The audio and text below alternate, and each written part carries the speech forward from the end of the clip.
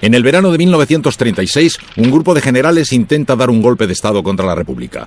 Les apoyan monárquicos, falangistas, conservadores y la Iglesia Católica.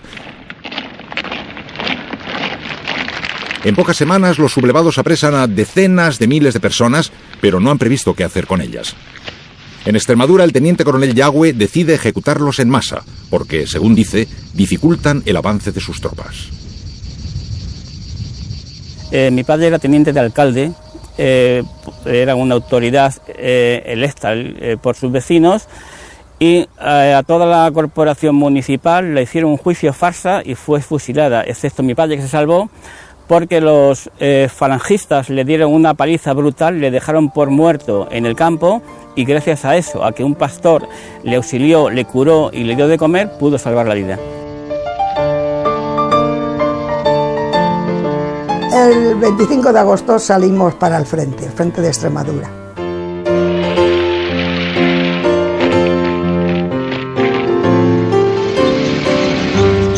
Y venían, pues entonces venía todo el ejército que había cruzado por Portugal. Pues nos metimos en la boca del lobo.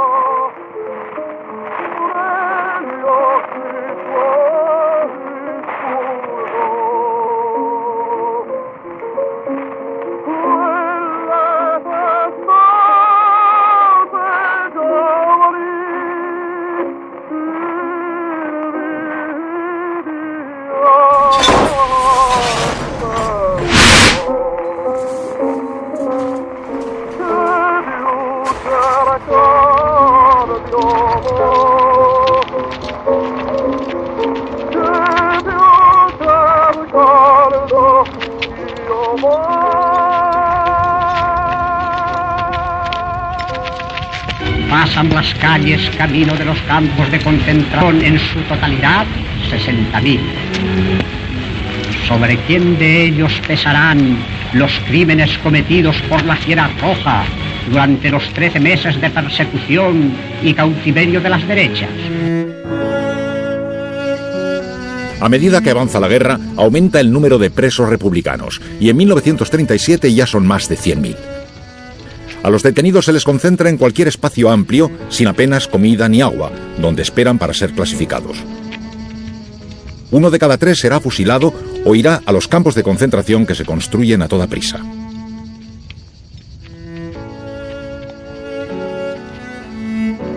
Aquel año, a Félix Padín le capturan en el Frente del Norte. Es clasificado como preso de guerra y le envían a construir su propio campo en Miranda de Ebro. Allí, los vigilantes les muelen a varazos todas las mañanas antes de ir a trabajar. Era raro el que se escapaba así, sin el palo, ¿entiendes? Te tenías que agachar y correr. Así era. Enfermedad, pues tenía que morir gente porque yo tenía forúnculo, sarna, viejos así, y el tifus. O sea que yo me salvé, no sé, por casualidad. Para conseguir la sumisión de los detenidos se utilizaba el castigo y la humillación, pero sobre todo se provocaba la desconfianza y el enfrentamiento entre presos. Al principio éramos todos presos y militares los que nos tornaban, pero luego ya empezaron a meter presos. Y aquí el jefe de los presos, era un catalán que se llamaba Pallares. Y entonces ya empezaron a ser ya los presos los que castigaban. Cuando lo de Teruel, aproximadamente en esos días de las batallas de Teruel, que habría aquí, no sé, a 18 grados, entonces había aquí unas temperaturas muy bajas, pues yo creo que sería por querer escaparse o alguna cosa, ataron al palo la bandera aquí, así tieso estaba, y a la mañana siguiente, el primer espectáculo que vimos, al compañero allí, tieso. En el último año de guerra se completan los ejes del sistema penitenciario. Junto a los métodos militares, la Iglesia Católica consigue que la cárcel se presente como una obra de caridad cuya misión sería salvar las almas de los reclusos. Por su parte, los falangistas aportan la reducción de condena para algunos presos con la condición de que renieguen de sus ideas y trabajen casi gratis. Era 1938 y aquel año 40.000 republicanos hacían trabajos forzados. A Félix le obligaron a cavar trincheras en plena línea de fuego, con el ejército de la República disparando de frente y los golpistas apuntando a su espalda. Su batallón de prisioneros tuvo 70 bajas. Allí estábamos y ya te digo, igual a 30 metros, 25 30 metros unos de otros, y te ponían en el medio, allí con un pico y una pala, y decías, bueno, si no me han fusilado la primera vez, ¿por qué me ponen aquí? En el día de hoy, cautivo y desarmado el Ejército Rojo, han alcanzado las tropas nacionales sus últimos objetivos militares. La guerra ha terminado. Burgos, 1 de abril de 1939, año de la victoria.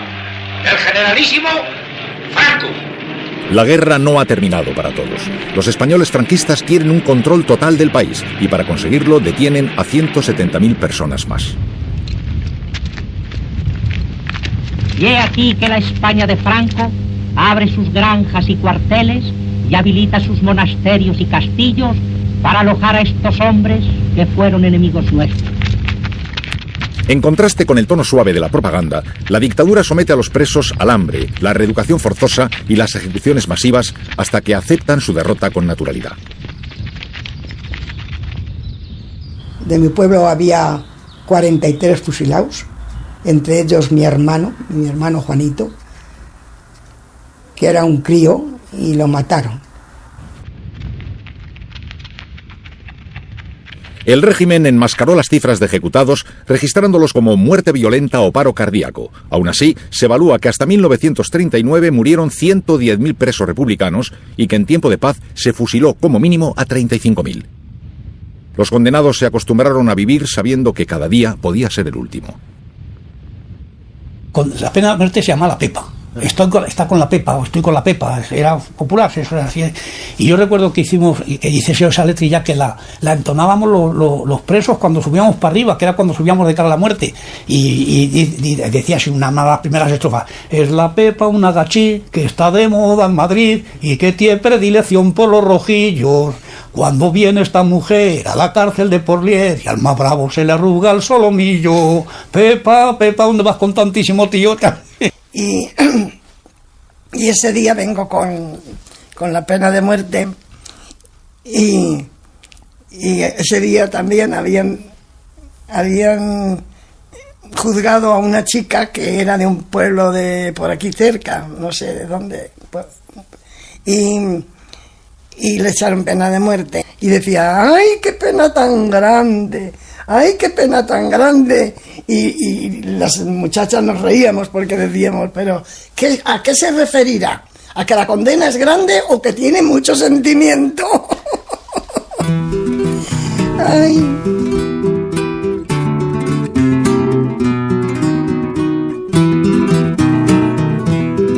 La única pena que siento sois vosotros. Dejaros sin pan.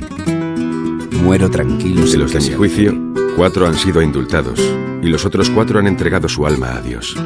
Solo quedo yo. Madre, quiero que enseñes a nuestros hijos que su padre dedicó la vida al bienestar de los humildes, sin haber hecho mal a nadie. Siempre te querré aunque muera. Mi último suspiro será para mi Joaquina, que es la dueña absoluta de toda mi alma. Y como el alma no muere nunca.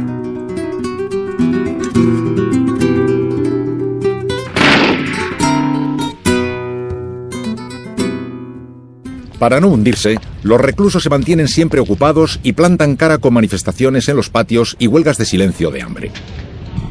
Era algo muy peligroso, teniendo en cuenta que solo editar un periódico clandestino comportaba la pena de muerte. Cuando estaban diciendo la misa, que estaban todos los hombres en la rotonda, se le ocurre a uno de Almazora cantar la Internacional. Allí se armó la de Dios, sí. Y nada, y al día siguiente a eso lo fusilan. Y después de unos días que nos trajeron unos de esos guardias de órgano, afusilaron, no sé si eran, no me acuerdo los que eran, pero en el patio. Y todos los presos allí cantando el carasol y un piquete de soldados apuntando por si alguno se desmandaba. Y nada, los afusilaron.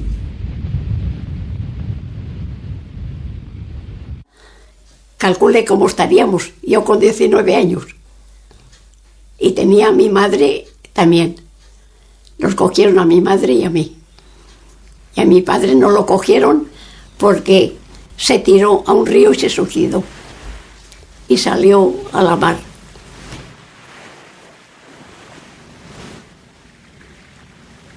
Nos llevaban las comidas, nuestra familia, lo que podían.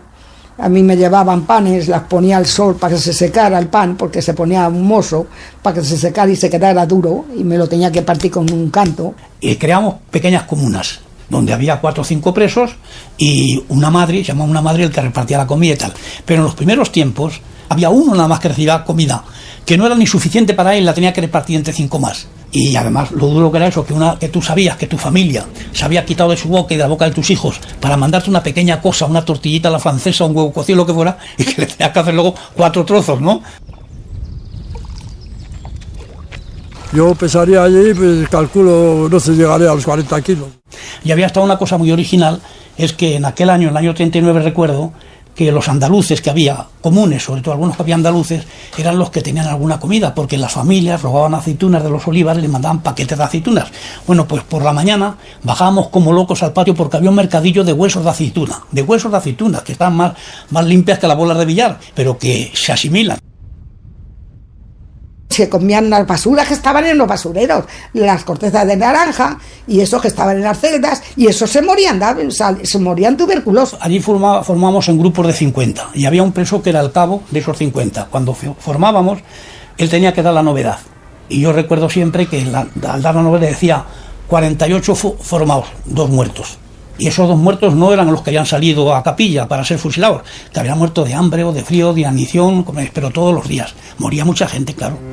Efecto de las palizas y la desnutrición, ya lo creo.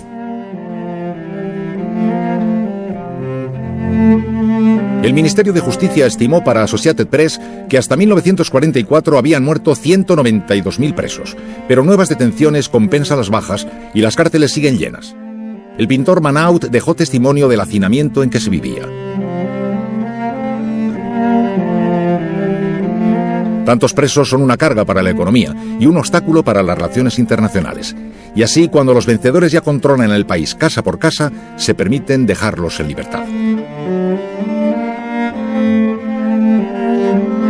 Al salir a la calle, los presos y sus familiares son vigilados por la policía y por los vecinos, y se les excluye de la vida social. En los pueblos, pues les daba miedo de comunicarse con la gente que habían matado a los familiares. Eso no se podía, eso duró, pues mira, pues toda la vida, los 40 años. Los 40 años. Nos callamos. No podías hablar. No podías hablar.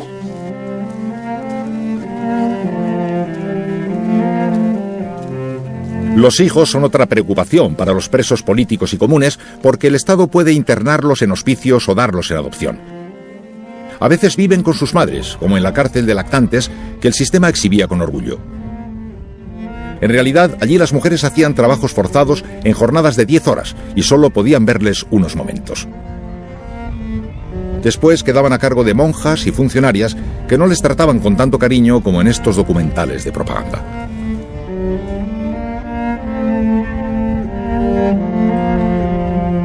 Mis padres pertenecían al POUM. Mi padre lo encerraron en la cedular o modelo de Valencia y mi madre en la convento Santa Clara.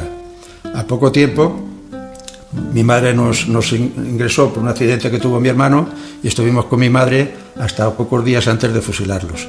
Y me acuerdo de eso, que hacían unas cárceles con barro, que decía yo que eran cárceles, metía allí lagartijas y luego decía, cuando me preguntaba, ¿qué estás haciendo? Pues estoy haciendo una cárcel.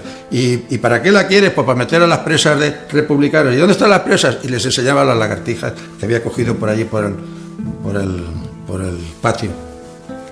Recuerdo que cuando salimos de la cárcel, mi madre me dijo, os van a llevar a ver a vuestro padre, os van a llevar a vuestro padre. Nosotros contentísimos, porque ya hacía casi 2 años que no habíamos visto a mi padre.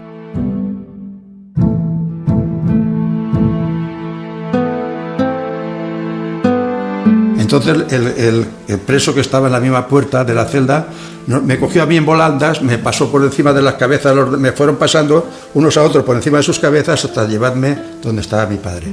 Entonces mi padre me besó, fue un momento porque me llevaban en el aire, me dio un pedacito de lápiz, me volvió otra vez, entonces cogieron a mi hermano igual y ya no los vimos, a ninguno de los dos.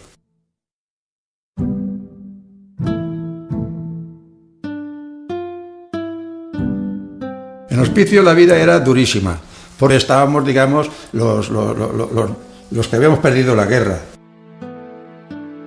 Nosotros, mi hermano y yo, que éramos, ya te digo, rojos por partida doble, porque habían fusilado a mi padre y a mi madre por rojos, qué malos serían mis padres y cuánto habrían hecho de mal cuando obligaron a lo bueno que era el generalísimo fusilar a 2 personas. Nadie está predestinado a la maldad, dijo el padre Vittorio. Para todos es posible la salvación. Esta doctrina, que prevaleció en el Concilio de Trento, ha servido para establecer el nuevo sistema penitenciario español. La Iglesia Católica se encarga de la reeducación ideológica y administra de manera directa 50 cárceles. En las demás, los capellanes tienen estatus de adjuntos a la dirección, y su poder es tal que pueden salvar a un preso de la ejecución o impedirle que escriba una carta de despedida. El de la Modelo de Barcelona justificaba su colaboración en las ejecuciones diciendo: ¿Cuándo voy a morir? El único hombre que tiene la incomparable fortuna de responder a esta pregunta es el condenado a muerte. ¿Es posible conceder una gracia mayor a un alma que atravesó la vida apartada de Dios? Claro, ellos son los que te quitan la fe.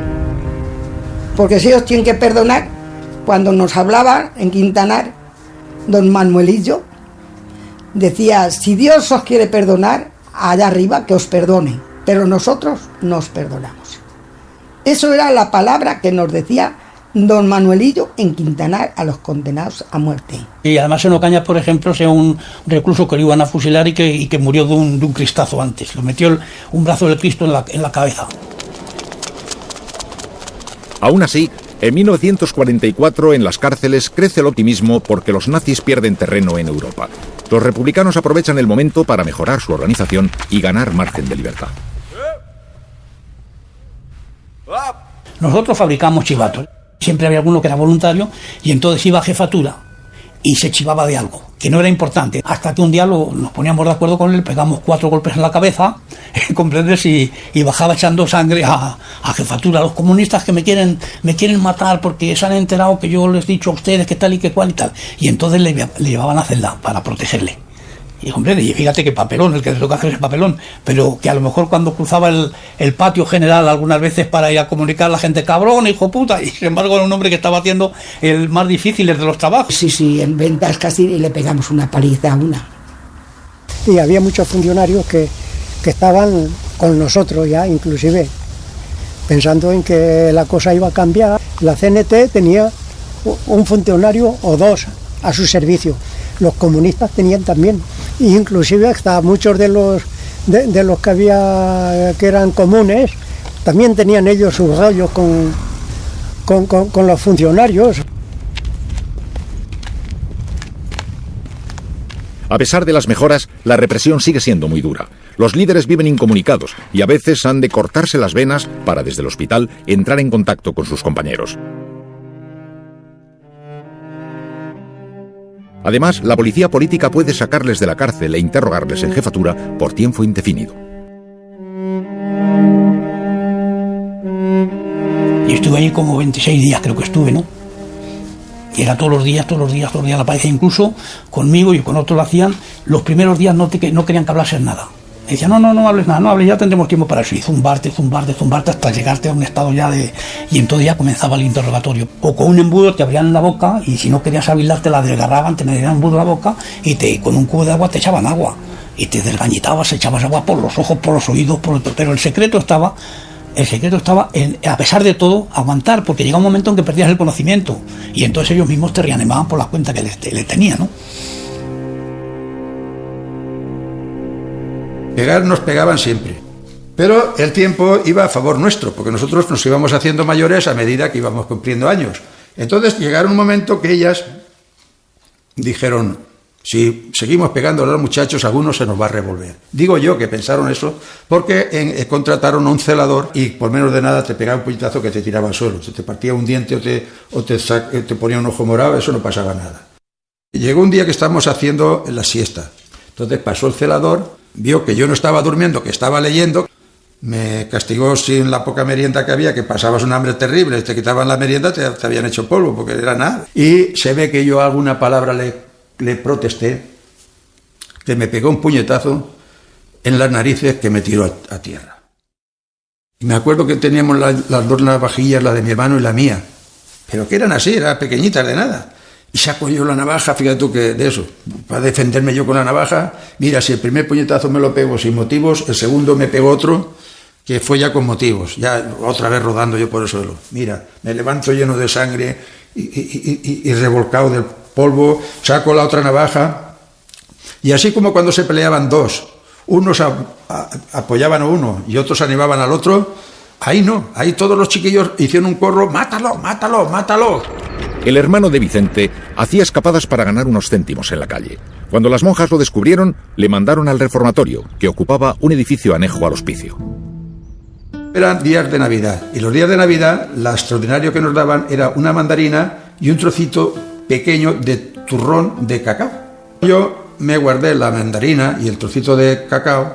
Me pregunta, dice, ¿eso para qué te lo guardas? ¿Para dárselo a tu hermano? Y digo, pues sí señora, si puedo, se lo daré a mi hermano. Y entonces ella, llena de ira, ¿sabes? Porque se notó de ira, me cogió del brazo y me llevó casi arrastrando hasta el reformatorio y me metió a mí también allí.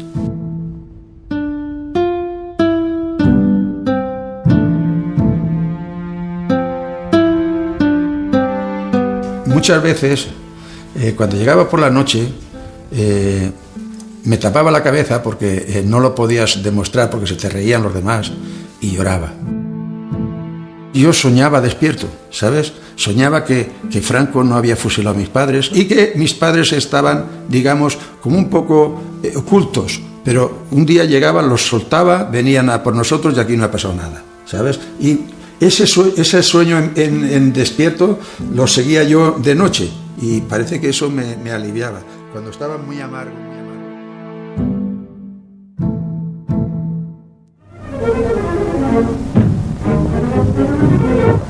El último decreto de libertad condicional abre las puertas de las cárceles para numerosos condenados que se reúnen emocionadamente con sus familias.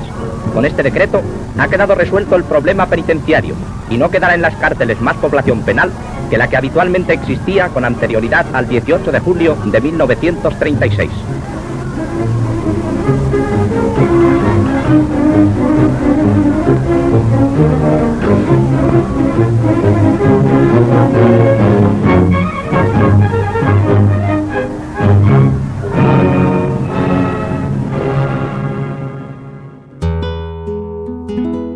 El indulto no es total, como dice la propaganda, y aún quedan 10.000 republicanos. Pero desde 1947 los presos políticos ya están en minoría. A partir de ese año cambia la vida en las cárceles porque los comunes marcan las pautas de relación y son incapaces de actuar en bloque. Y por pura supervivencia acaban imponiendo la ley del más fuerte. No las queríamos. No teníamos las políticas, no teníamos relaciones con las comunes. La mayoría pues eran que habían robado 4 cosas para comer o no eran delincuentes profesionales ni mucho menos, ¿no? Políticamente eran inferiores. Y allí dentro vivían de nosotros. Lo que nos robaban a nosotros sobrevivían ellos.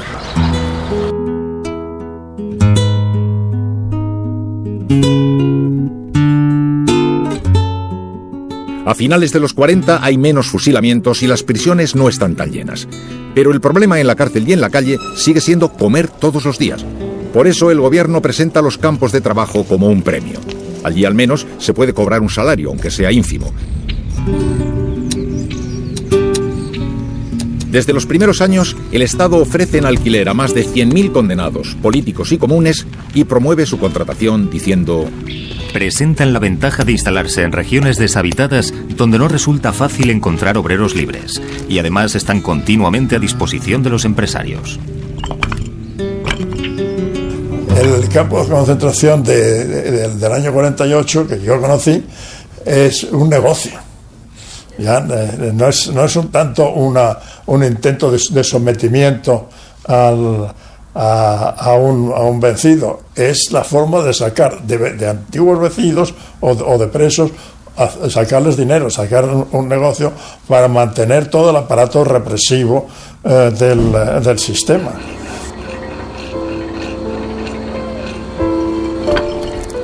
Quizá por eso, allí la disciplina es más relajada. Las familias les visitan al acabar el día, no hay muros ni alambradas y la vigilancia es ligera. Y sin embargo, se dan pocas fugas. España era una cárcel entera. Y un individuo que se fuga, ¿a dónde va? ¿Qué hace?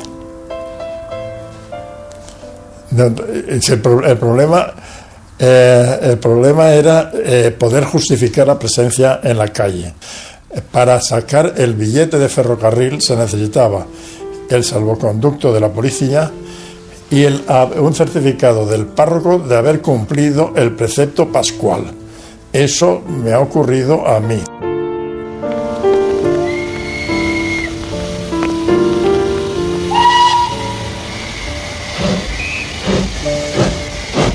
Mis padres no volvieron nunca a sus pueblos y el desarraigo fue absolutamente brutal porque mi padre nunca quiso volver. Y luego ya cuando nos vinimos a Madrid para regularizar una herencia tuvo que entregarse y sufrió una condena de 30 años de prisión. Mi padre estuvo en las neveras, en celda de castigo, y al salir a la calle ya muy enfermo, nunca jamás volví a trabajar porque no podía realizar ningún esfuerzo físico. Yo recuerdo haberle visto tras las rejas, pero yo ignoraba que mi padre había sido condenado a 30 años por rebelión militar e ignoraban que esa sonrisa tan amplia y tan bondadosa pertenecía a una dentadura postiza que le habían quitado los dientes originales a golpes. Todo eso yo no lo sabía.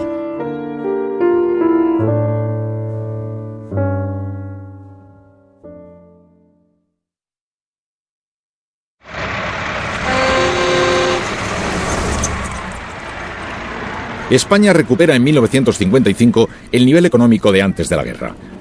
La comida ya no está racionada y se atisba el final de la penuria. Ese año, el país es admitido en la ONU y ha de adaptar su reglamento de prisiones. En teoría, desde ahora se tratará a los presos como a seres humanos. En la práctica, el reglamento ni se usa ni se conoce, y la policía encarcela a cualquiera sin presentarlo al juez. Además, con la ley de vagos, se condena hasta 3 años a gitanos, mendigos y a quien vaya en malas compañías, sin que cometan ningún delito y sin derecho a juicio ni abogado.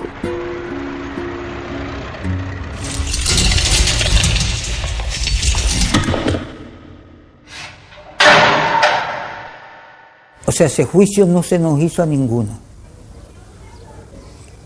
Todo es invertido, que era la palabra de antes, para la cárcel. En 1958 estaba pasando droga, los clásicos caramelos de Grifa, en Barcelona, y me cogieron con una tanda de ellos, y a la hora del juicio pues me condenaron a 2 años. Y lo que yo no entendía de ninguna de las maneras era cómo a un crío de 15 años lo podían haber metido en la cárcel de esa manera, ¿no? Y más con 2 años de condena y tal.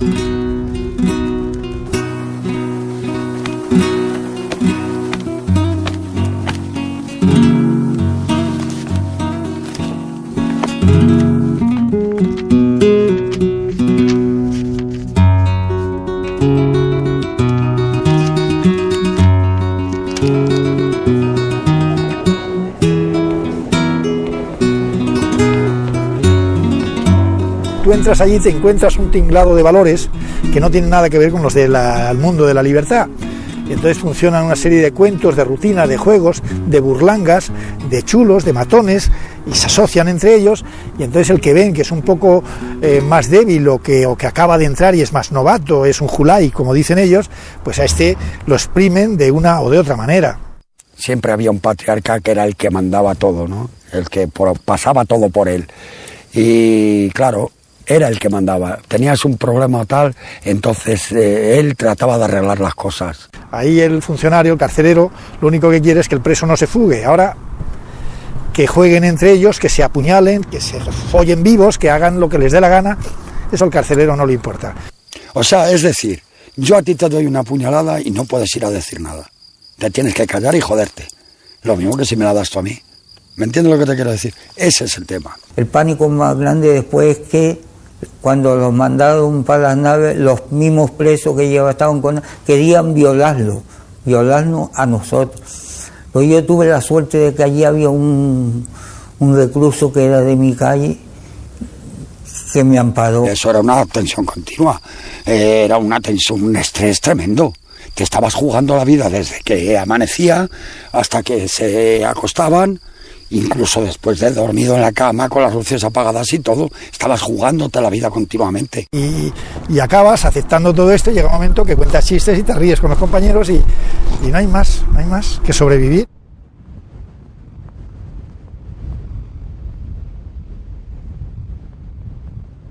El trabajo nuestro era sacar piedras, subir las piedras para arriba, picarlas y después que estaban hechas chiquititas, volver a bajarlas para abajo para el mismo sitio.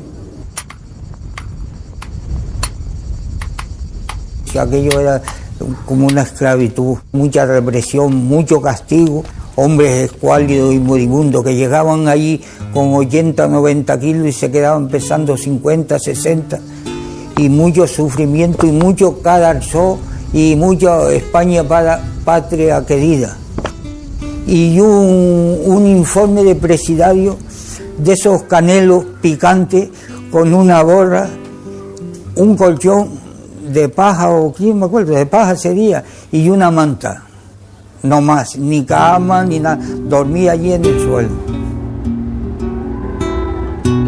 La situación en Tefía es tan dura que a pesar de no haber dónde esconderse ni manera de salir de la isla, algunos intentan la fuga. Los 3 días lo cogieron y fue tanto, no sé cómo se llamaba el muchacho ese, no me recuerdo, han pasado tantos años, que de la paliza que le dieron echaba sangre hasta por la boca. O con esas botas le daban patadas por el estómago, por las botas, por donde lo cogían. Después lo dejaban allí tirado. nadie se podía acercar a recogerlo ni nada. Lo que sí no podíamos relacionarnos entre todos, ni tener simpatía por uno ni por otro, ni amistad, ni nada. O sea, de que te veía rozándote con uno y tal, ellos no veían amistad ni compañerismo ni nada. Miraban sexo, que es la obsesión que ellos tenían. Nosotros rezábamos para que los días pasaran rápido. Entre más rápido pasaban, más pronto, por lo menos yo esperaba que algún día se tenía que terminar aquello. Esa era la esperanza que yo tenía, y muchos de los que estaban allí.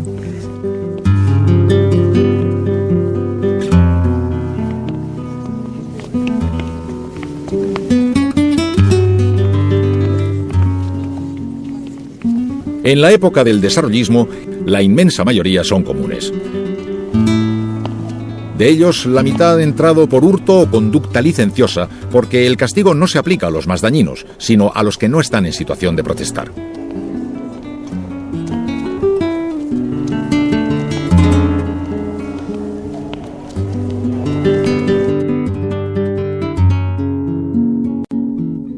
Quizá por eso, en las paredes de la Modelo de Barcelona, alguien escribió una cuarteta que decía: en este sitio maldito donde habita la tristeza, no se castiga el delito, se castiga la pobreza.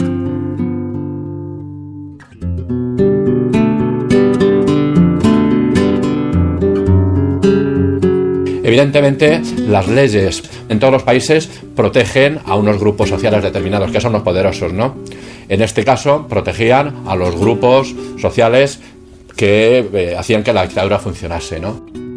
Para proteger a estos grupos sociales durante todo el franquismo se utilizan las leyes preventivas que permiten encarcelar a cualquiera sin que haya cometido delito alguno. Y cuando en 1978 se quisieron abolir estas prácticas, el jefe de policía de Barcelona protestaba porque a partir de ahora, ¿cómo encerraremos a los delincuentes cuando no tengamos pruebas? Íbamos 3 chicos, éramos muy jóvenes, y un coche de patrulla nos detiene, nos meten en el coche, nos empiezan a insultar, de pelos largos, y nos llevan a la comisaría de la calle Reina Victoria. Nos cortan el pelo al cero y nos enteramos allí que nos mandan 15 días a la cárcel sin delito criminal. ¿Por robar unas alcachofas? No, nada, yo me escapé de mi casa, digamos, con 16 años y yo me fui a Marbella, entre otras cosas, a buscar suecas. La primera vez que entré en la cárcel entré con 19 años por la sustracción de 3 gallinas y no me atrevo a llamar robo porque no es robo, es buena lógica. ¿Lo de las alcachofas? Me metieron 3 años de gandula. Pues nos detienen por robar en un camping. Me pusieron 2 años, por las 3 gallinas 2 años, y además de propina la ley de vagos y maleantes, 6 meses. Paradójicamente me condenan mucho más a la ley de vagos y maleantes que al delito de que me acusaban de haber robado en un camping y irnos sin pagar la gasolina en una gasolinera, en un coche, tal, ¿no? Entonces yo me tiré 5 años de prisión con 17 años. En la segunda mitad del franquismo ya no se dice preso, sino interno. Y ya no se habla de redimir almas, sino de rehabilitar españoles. Pero trabajar en talleres sigue siendo un premio, no un derecho. Y la mecánica de humillar, castigar y provocar el enfrentamiento entre los presos es la misma de 20 años atrás.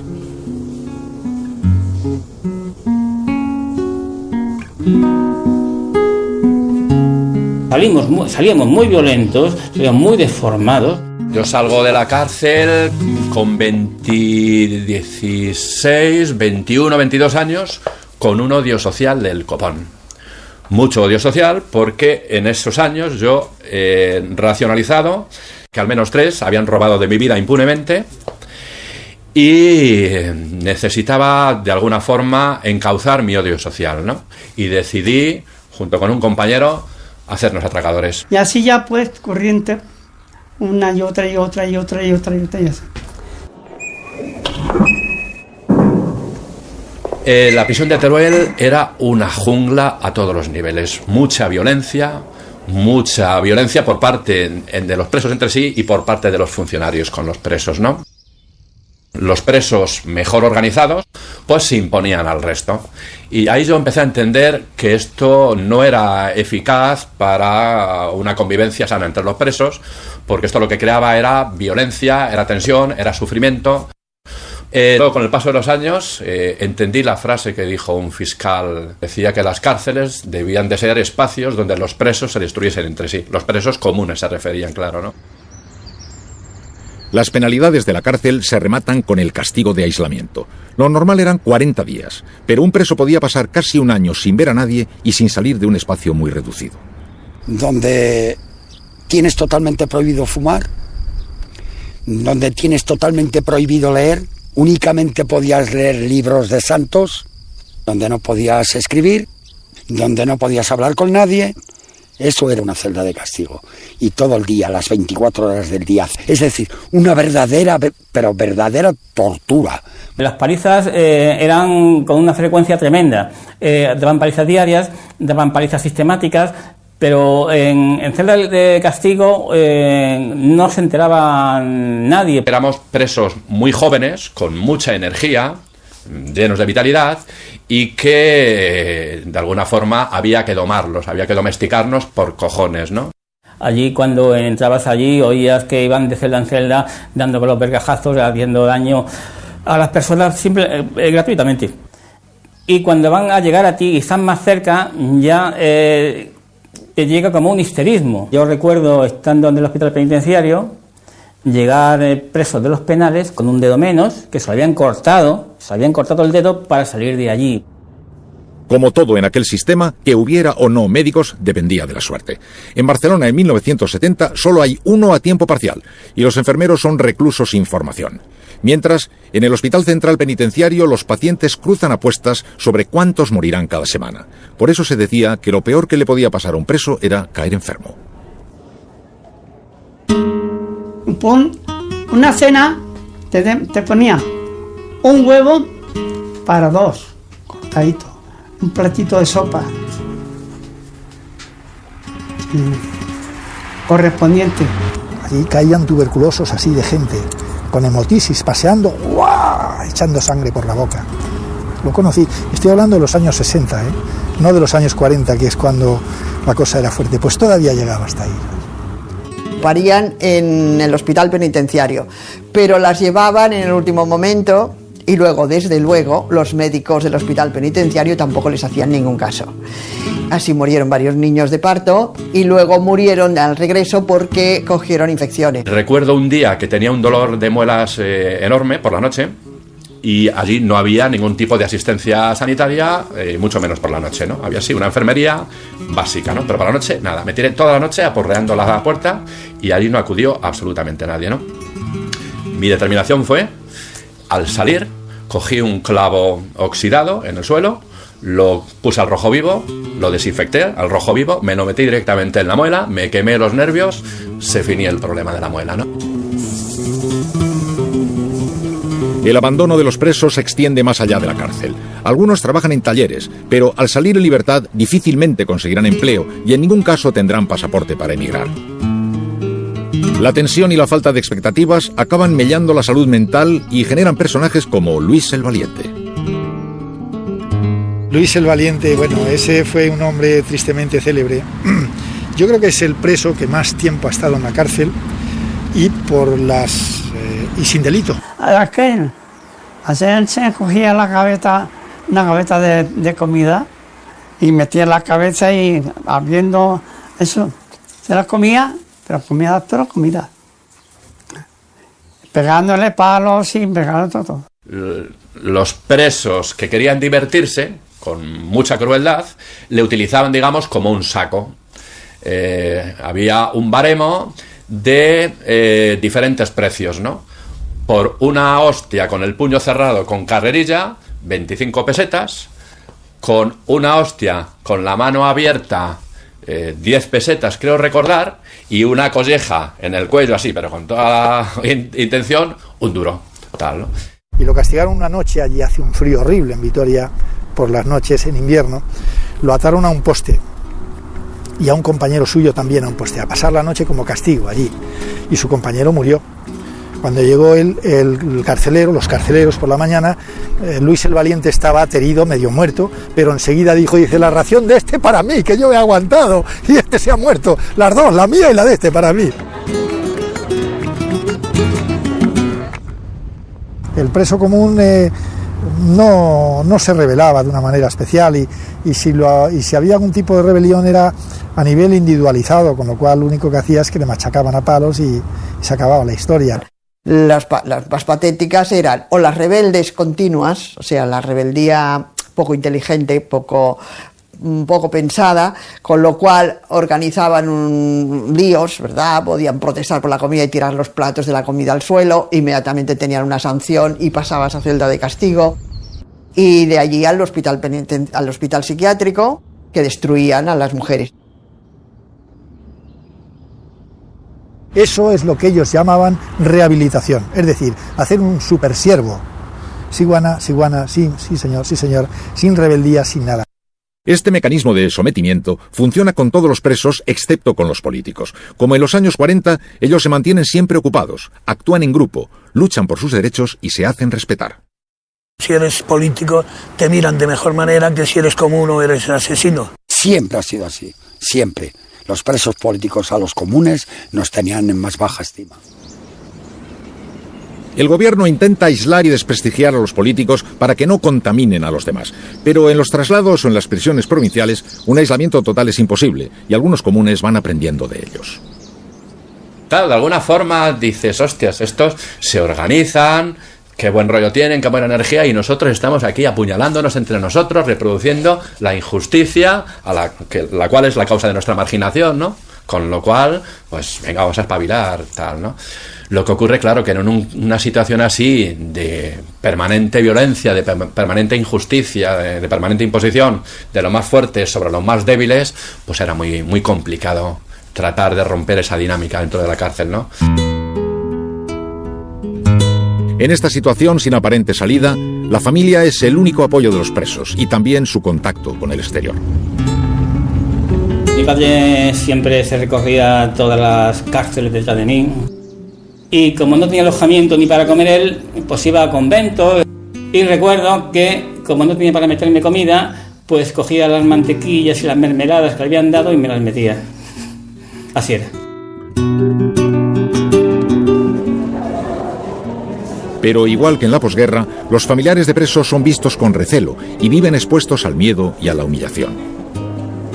Tenia 14 anys el Ramon, la primera vegada, i quan vaig anar aquí a Igualada a recollir-hi la roga, que estava detingut, em van donar la camisa que estava tota plena de sang. És que era una vida així, de por, de temor, de vergonya, com aquell que diu, com una vergonya.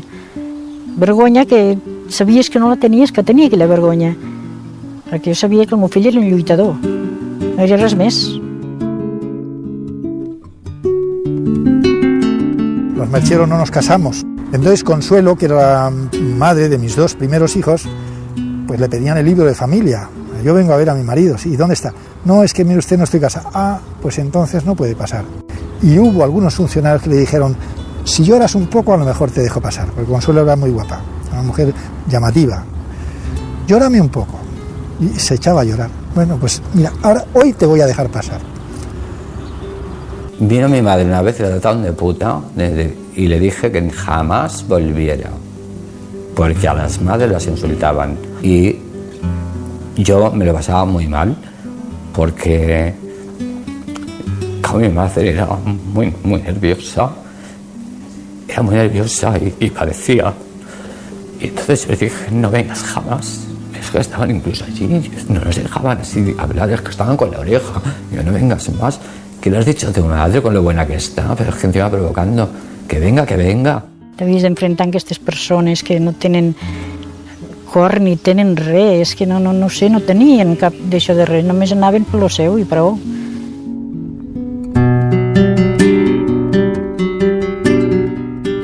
Aunque en los años 70 se van incorporando psicólogos y asistentes sociales, su trabajo consiste en vigilar el pensamiento de los presos, sustituyendo a los capellanes, mientras las cárceles siguen siendo almacenes de personas. Yo lo comparaba con una plaza mexicana en medio del verano, todo el mundo allí sin hacer nada, ¿no? Y esto era lo que yo creo lo más grave, porque no había nada que hacer. Había chavales que tocaban la guitarra de demasiado, ¿no? Y a lo mejor pues nos reuníamos en un rincón del patio y uno tocaba la guitarra, el otro bailaba, el otro cantaba. Tienes compañeros, cada uno va con su compañero. Si hay fútbol, vamos al fútbol. Si hay otras cosas, pues vamos a otras cosas y ya está. Vamos al cine y nada más.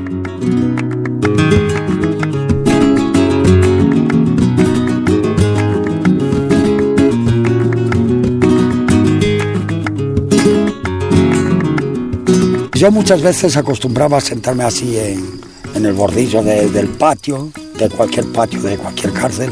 Me quedaba así a observar y veía, joder, mira, le decía a uno de los compañeros al de turno que se sentara conmigo, cago en 10, mira, al final se han hecho matrimonio estos dos cabrones y tal.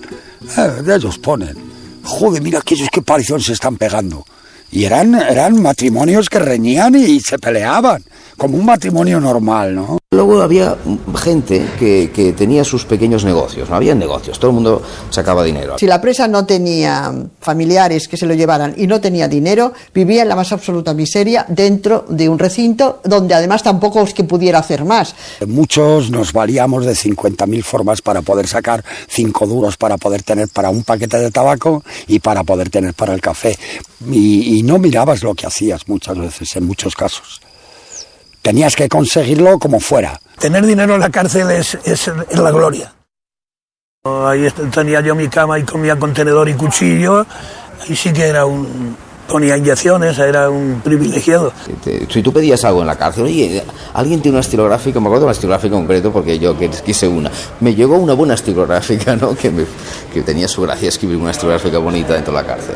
Yo allí tenía uno de los que se suele llamar cabos de vara, precisamente, que lo tenía yo allí a mi servicio, iba por la comida y nada, estaba pendiente de mí, traía tabaco, traía 2 paquetes, uno para él, otro para mí, todo eso se saca pues, teniendo dinero, claro. Sin dinero pues, ni tienes ayudante, ni tienes quien te cuide, ni tienes quien nada. Había uno que vendía hashish dentro de la cárcel y el hombre cada X tiempo sacaba dinero para la familia, para afuera. O sea, me acuerdo que en un permiso que nos dieron de salida, el tío me dio como unas 40.000 pesetas y una dirección para que las llevase a su mujer. Si yo llevé el dinero a la mujer, o sea, un padre de familia serio, ¿no? Para entenderlo, ¿no? Luego había también homosexuales que te lavaban la ropa. De hecho, yo estuve con uno en Cáceres que me lavaba la ropa, de guardaespaldas, como si dijéramos, ¿no? Me tenía, porque todo el mundo se metía con él. Unos le pagaban la ropa que les lavaban y otros no se la pagaban. Entonces, por mi forma de ser, pues me eligió a mí como de guardaespaldas, si dijéramos, ¿no? Y desde entonces no volvió a tener problemas.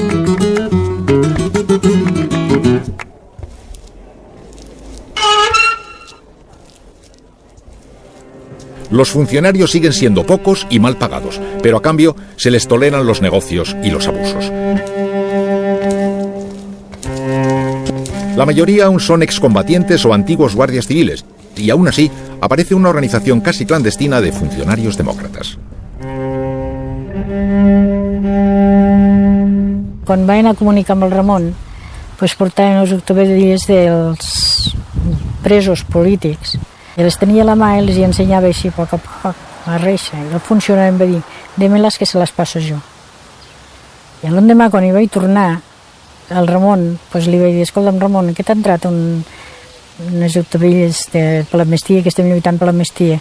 I em va dir, però només amb el cap, em feia així, de paraula no, perquè tenia al costat, no podia dir res.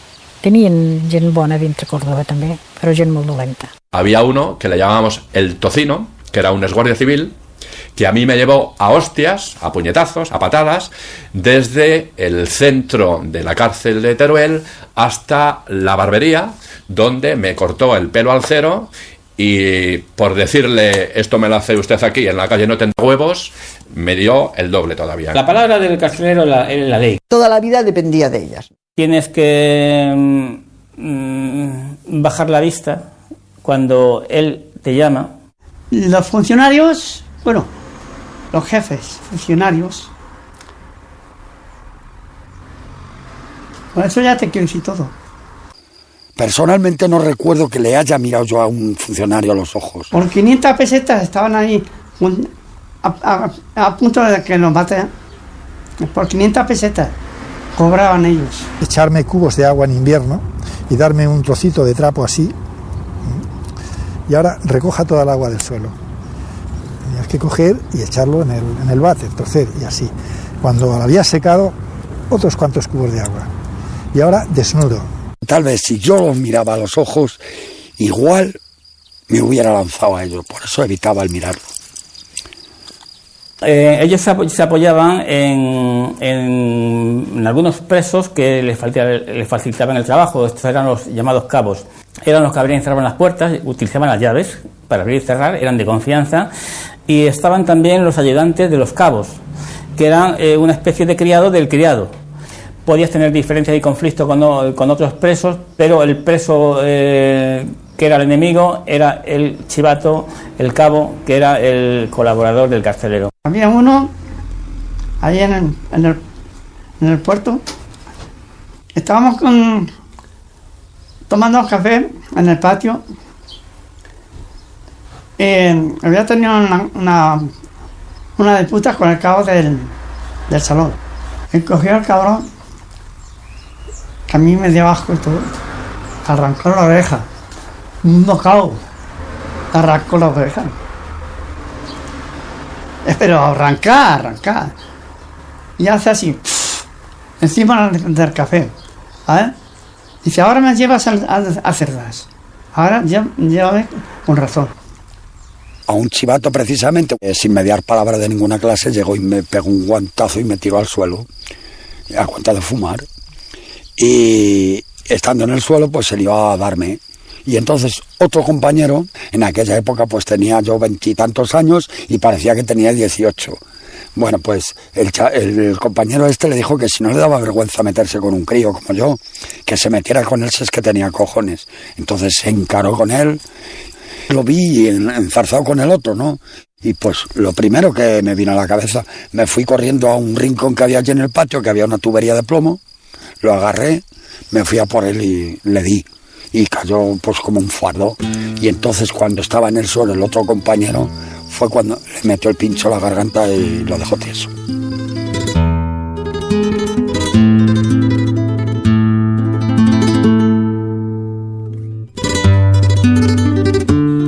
Durante todo el franquismo y hasta los años 80, en las cárceles también ingresan niños y están sometidos a la misma disciplina y a mucho más peligro que los adultos. No se trata de hechos aislados. 6 de cada 10 presos fueron encarcelados por primera vez con menos de 16 años. Algunos, como Rampo, con apenas 14 y sin haber cometido ningún delito, solo por la decisión de un juez de peligrosidad social.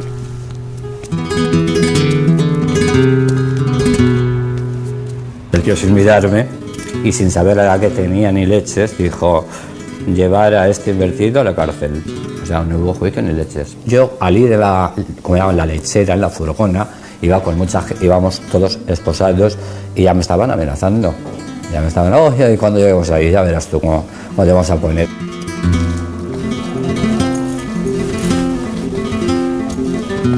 Se abrían unas puertas con unos chirridos que a mí me recordaban las películas de Drácula. Y a la derecha, izquierda, fotos, las huellas.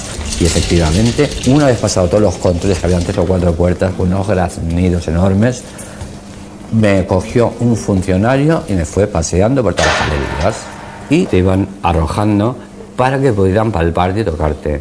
O sea, pero arrojarte no así delicadamente, no. Es que te arrojaban y te escalabrabas contra los barrotes. Y aquellos pues te llamaban de todo. Eras putita, mañana me vas a conocer. Y entonces al día siguiente, justo a las 3 o 3 y media, empiezan a entrar en tropel. El primer día creo que fueron 4 o 5, el segundo, como tenía chichones, pues los primeros días menos. Cuando se me fueron las moraduras y todo eso, después de haberme arrastrado, ya empezaron a entrar hasta 10, 12 violaciones diarias. Y hacían de proxenetas, pero te paseaban para que te vieran. Si tú gustabas, efectivamente decían: esta persona que trajiste ahí, que tiene tal edad, la quiero, ¿cómo se llama? Y, claro, efectivamente, eran ellos quienes ponían el nombre, la mamona. La primera fue la mamona, luego la bella tonquinesa. Y entonces decían, por la mamona hay que pagar tanto.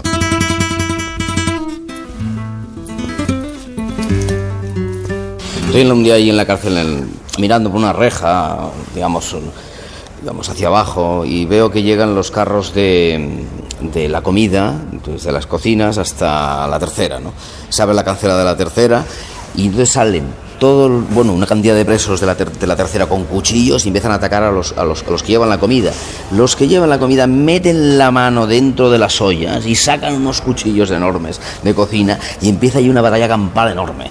Bueno, pues ahí lo que se estaban disputando era el control de las chicas. Las chicas serían los travestis y los que, digamos, hacían de prostitución dentro de la cárcel. Y aquello era una auténtica batalla mafiosa de derechos de explotación, ¿no?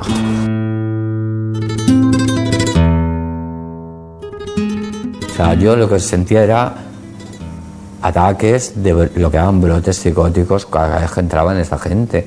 Ha sido tan prepotente y me has amargado la vida, que si te tuviera de frente con motosierra te la cortaría. Ay, pesadilla del infierno, con motosierra te la cortaría.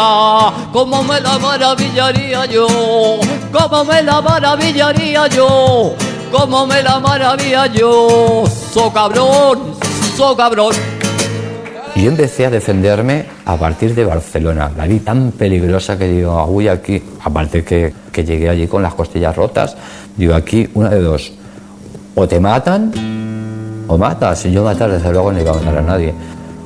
Es que había un tío que era un psicópata y a todos los menores, a ver si os crecen los pechos, a ver quitar, y con las fustas de caballos y unos gritos. Y voy a hablar del caso de Rosaura. A ella también la fustigaba el cabronazo este. Y como ella tenía experiencia, pues cogí y vi que lo podía manipular al esquizofrénico este, que estaba loco por Rosaura. Y le dije, mira Ramón, ¿sabes que a Rosaura, el tiparraco este, igual que a mí y a 4 más, nos fustiga con una fusta de caballos?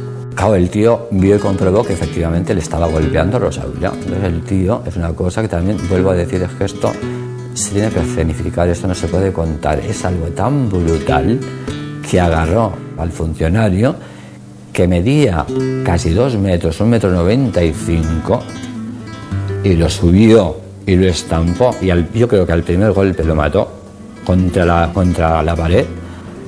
¡Cracks, hijo de puta! Un charco de sangre por la cabeza, ya estaba muerto. Pero al estar muerto, en la pared se caía hacia él. Entonces, lo que él hacía, el muerto, era caerse. Entonces, el otro, cuando estaba esquizofrénico, se creía que estaba vivo y que le contraatacaba. Y lo volvía a coger y lo volvía a golpear. Y claro, nosotros unos gritos que se escuchaban en todas las galerías. Pero claro, como estaban acostumbrados a esto, pues no hicieron caso.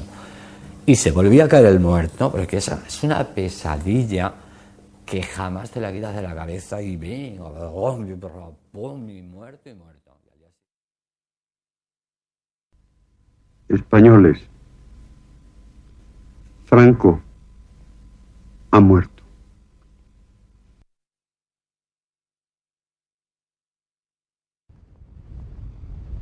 En las cárceles, 1975 y 76 fueron años especialmente sangrientos. Hubo motines espontáneos, asesinato de presos y fusilamientos, mientras crecían el hacinamiento y la ansiedad. Tras la coronación del príncipe, se decreta un indulto parcial, pero la calle, la prensa y los gobiernos europeos piden amnistía para los políticos y solo para ellos.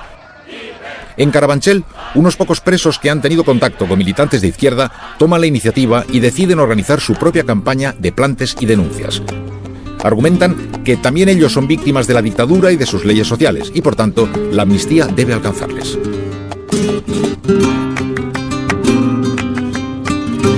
Yo llegué a Carabanchel con una energía atómica, mucha energía, muy rebelde y ya con las ideas muy claras de que tendríamos que organizarnos, ¿no?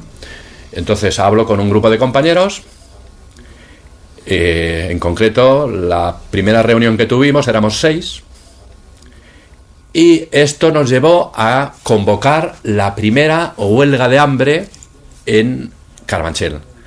Sin comer, sin beber, correspondiente. ¿Y para qué? ¿Y para qué lo hacíamos? Si ahora no somos ellos. Le pasaban la Guardia Civil, 4 palos, y a su terminado.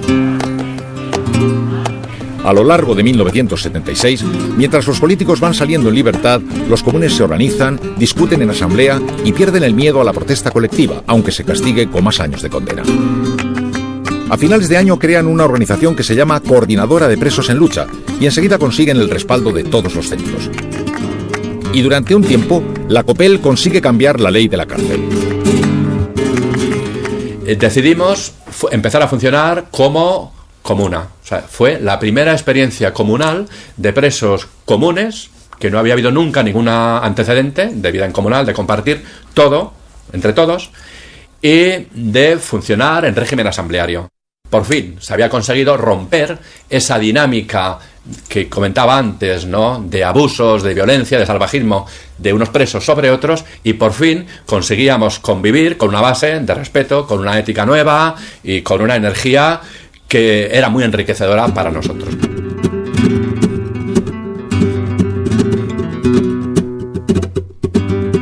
Nos quisieron desarticular y hicieron secuestros nocturnos con esparadrapos en la boca, con porras, en desnudos. Estábamos en huelga de hambre, en solidaridad con toda la lucha que había a nivel de Estado. Nos habíamos tragado objetos metálicos, varios estábamos todavía con las autolesiones. Y al día siguiente, unas 30 personas concienciadas que quedábamos allí, nos cortamos las venas, nos cortamos los vientres, las piernas. No éramos suicidas, simplemente era la única manera de manifestar, la única manera posible que teníamos para ser escuchados. Los esfuerzos de COPEL dan resultado y a principios de 1977 los medios de comunicación se interesan por las prisiones y desvelan abusos, torturas o que más de la mitad de los presos están en espera de juicio. COPEL da un paso más y convoca una oleada de motines en todo el país. El primero estalla en Carabanchel el 18 de julio.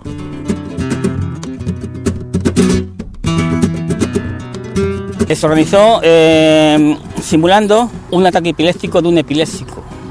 El carcelero abre la rotonda para llevar a la enfermería a y en tromba salen los 40 y tantos compañeros. Conforme íbamos avanzando al centro de la prisión de Carabanchel y a la galería de la enfermería, todos los presos rompiendo las celdas, subiéndose a los tejados. Tenía que empezar uno. Empezando uno, éramos todos. Y paralelamente, desde los patios, nos dicen: ¿qué hacéis ahí arriba? Luchando por la libertad. ¿Qué hacemos? Subir. ¿Por dónde? Por allí. Y así se inicia. Y en ese momento toda la cárcel, como un solo hombre, desapareció de los patios. Empezaron a romper el techo de la tercera planta y hacer agujeros para ocupar todas las terrazas. En saciado tienes porque se tienen que hacer. Porque si te están viendo que tú te están masallando, si están masallando por una cosa y por otra, tenemos que hacer, teníamos que hacer.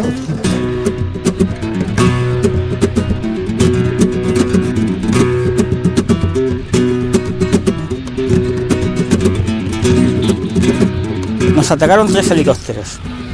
Los 3 helicópteros descargaban indistintamente, venían por oleadas, uno después otro, descargaban botes de humo en las terrazas, quemaban mucho, pero como podíamos, con las camisetas, los echábamos porque nos ahumaban y no podíamos ver ni respirar y tosíamos muchísimo. Y creo que ganamos la batalla a los helicópteros, porque un compañero tuvo la feliz ocurrencia de envolverse una camisa, coger un bote, lanzarlo para arriba y con la fortuna hizo una pirueta y se coló por la ventanilla de un helicóptero. De la ventanilla empezó a salir humo, el helicóptero empezó a hacer así y se iba a estrellar contra el cementerio, que hubiese sido un drama terrible, hubiese sido eso, ¿no? Para nosotros sobre todo, ¿no? Y levantó el vuelo como pudo, tiraron la bomba de humo y se fueron y desaparecieron, y después se fueron los 2 helicópteros que quedaban.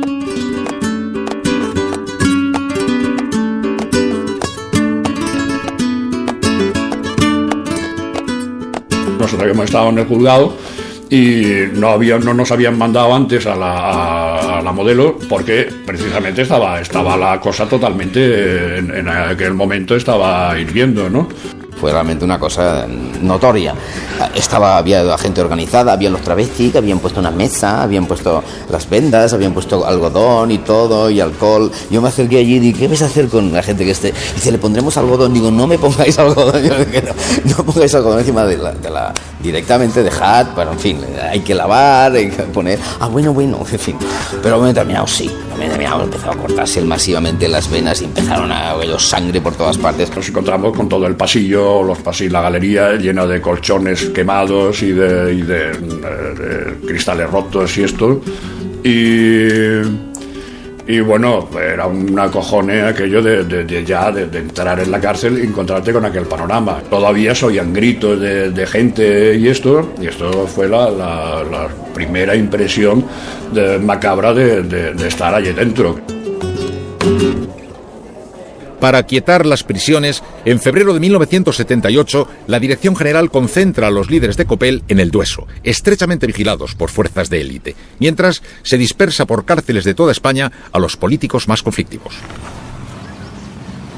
Tot el pati de la presó de Còrdoba, que tota la vida ho tindré a la memòria, estava acordonat de policia, amb les metralletes totes allí. Arribo a casa, al cap de 2 o 3 dies em tornen a trucar altra vegada que el Ramon estava a l'hospital. I va ser quan se va intentar suïcidar. I no me'l van deixar veure. Ara ho recordo. A l'hospital no me'l van deixar veure. Jo em vaig quedar amb el pero, sense saber si havien sigut tortures o si era ben bé un intent de suïcidi.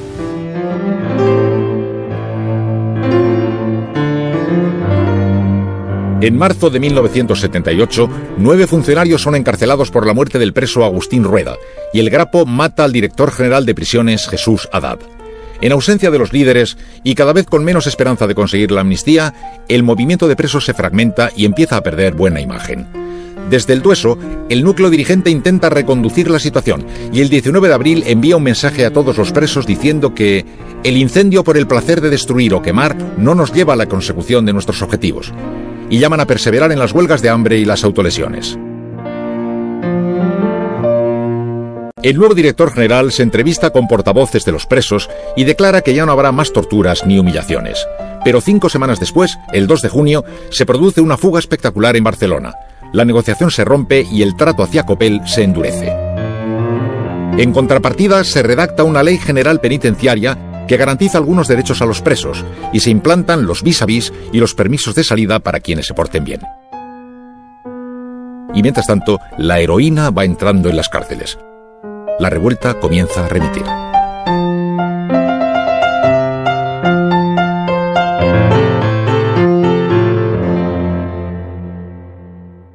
Las cárceles del franquismo han sido centros de dolor intenso. Y centros de deformación mental.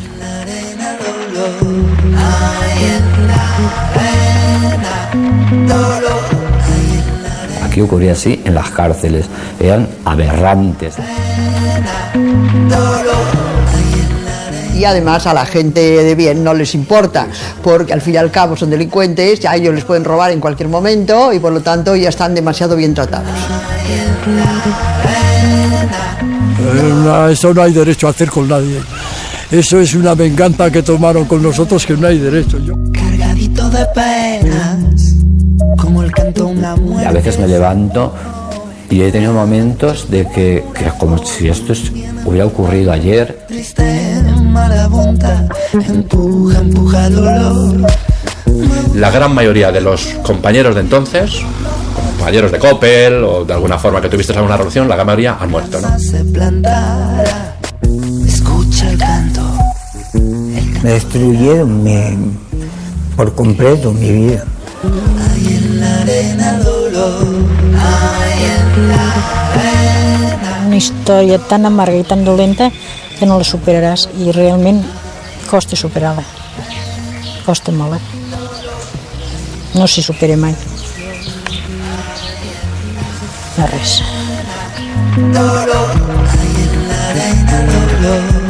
Un sueño fue. Un sueño horrible. Un sueño horrible. Hay en la arena dolor. Hay en la arena dolor. Hay en la